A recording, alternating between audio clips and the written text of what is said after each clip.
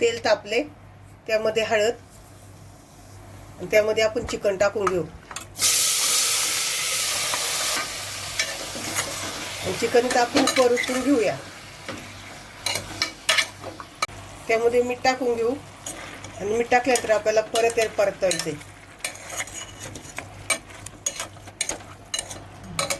आपले चिकन परतून झाले. आपण हे चिकन फास्ट गॅसवर परतले. आता आपण मध्यम गॅस करू, त्यावर झाकण ठेवून घेऊ आणि झाकणावर पाणी ओतूया. म्हणजे या पाण्याच्या वाफेने खाली आपलं चिकन शिजेल. आपण भाजून घेतलेलं खोबरं आहे, इथं भाजून घेतलेला कांदा आहे, आलं, लसूण, कोथिंबीर आणि पुदिना. आता आपण सगळं मिक्सरला बारीक करून घेऊ.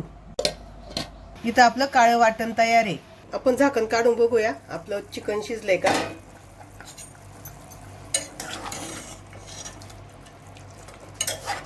आपलं चिकन शिजलंय.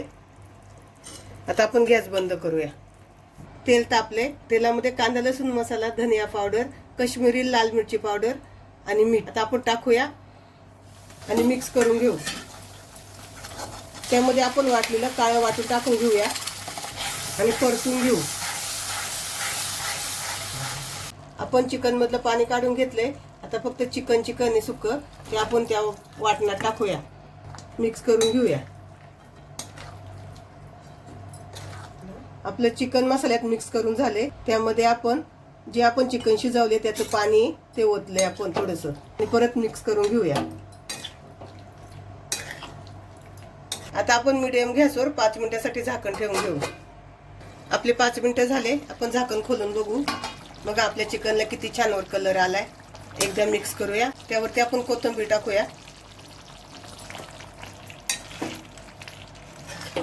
चिकन शिजले आपलं. आपण गॅस बंद करूया.